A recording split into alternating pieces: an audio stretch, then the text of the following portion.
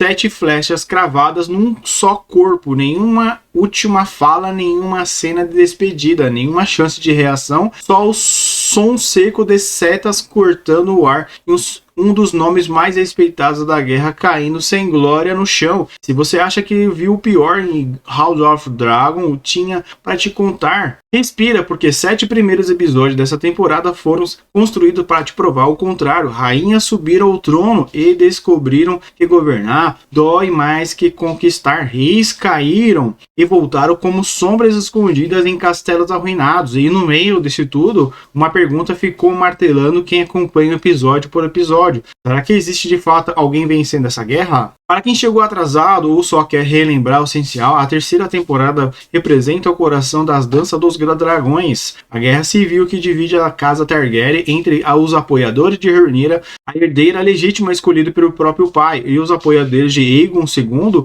colocado no trono por um golpe de bastidores. Depois de 2 temporadas de tensão acumulada, esses 7 episódios finalmente deixam a guerra explodir de vez. Batalhas navais, cidades sitiadas, dragões caindo em combate e uma disputa que já não cabe mais só dentro do Salão do Trono. A Batalha do Guler, a virada que ninguém esperava nesse tamanho. Tudo começa com Rhaena finalmente se ligando a Xpiteli, também conhecido como Roubo-Ovelha, um dragão selvagem que ninguém tinha conseguido domar até então, e esse detalhe sozinho já muda o equilíbrio de poder aéreo da guerra. Enquanto isso, o outro lado do tabuleiro, Aemond, assumiu o trono de ferro assim que Aegon desaparece de cena, e Alicent tenta, sem muito sucesso, segurar o avanço do exército da própria família. Só que o verdadeiro ponto de virada acontece no mar. A frota de Velaryon enfrenta a triarquia numa batalha naval brutal. Corlys e Alicent confrontam Lohar diretamente, e Rhaena chega no meio do combate com Roubo-Ovelha, só que o dragão ataca os aliados e inimigos sem distinção, o que já é um aviso que essa vitória vai custar caro, e custa. Vermax é abatida em pleno combate e Jacaerys, um dos herdeiros diretos de Rhaenyra, morre atingido por flechas. Uma guerra que começa vencida no papel, mas sangrando desde o primeiro movimento. A queda de Kingsland, vitória com gosto de luto. A morte de Rhaese deixa Rhaenyra arrasada, e esse é o estado emocional fragilizado que ela precisa tomar a decisão mais ousada da temporada. Junto de Daemon e dos chamados Dragon Seeds, os filhos bastardos, ela avança sobre Kingsland, a cidade cai. Luthor lá, gente, entrega o comando da guarda da cidade sem resistência. Otto Hightower é capturado junto dos outros nomes importantes da corte. É a cena que resume o tom da temporada inteira. Acontece ali. Rhaenyra, com as próprias mãos, decapita Otto Hightower e finalmente se senta no trono de ferro. É o momento de maior poder que ela já teve,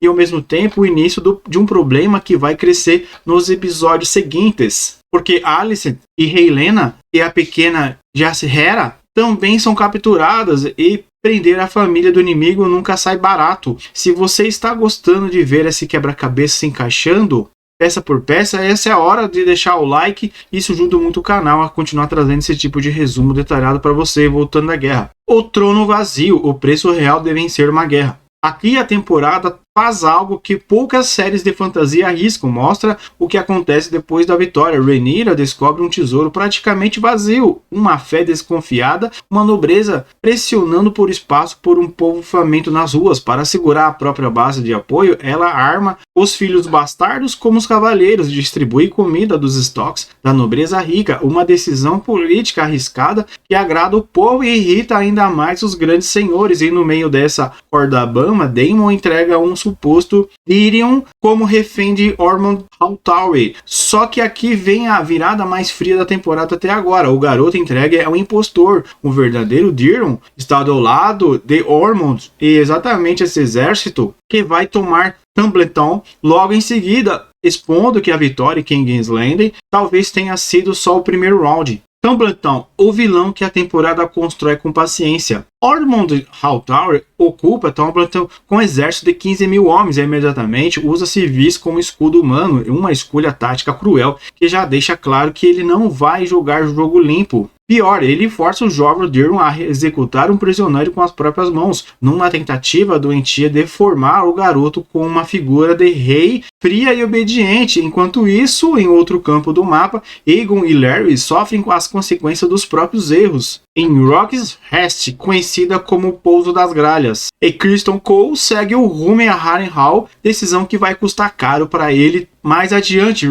Rhaenyra do trono envia 2 dos filhos bastardos para vigiar Tumbledown de perto, e Alicent, mesmo presa, descobre que Helaena está grávida, um detalhe que vira arma política nos episódios seguintes. Harrenhal, o refúgio que pode decidir a guerra. Aemond se recupera de ferimentos graves em Harrenhal, sob os cuidados de Alice Herves, uma personagem que a cada episódio parece esconder mais camadas do que aparenta. Aegon, Larys e Tyland se encontram nesse mesmo castelo amaldiçoado. É ali que Criston Cole tenta uma última cartada. Usa táticas de guerrilha contra as forças de Tully e Winter Wolves, mas percebe rápido, tarde demais, que está atrasado e decide morrer em batalha em vez de recuar, sendo abandonado pelo próprio aliado Gwyne. No momento decisivo, no fundo do castelo, Daemon investiga uma série de assassinatos entre os Gold Cloaks, conhecidos por Mantos Dourados, financiados secretamente por Ormond, que aproveita o caos para declarar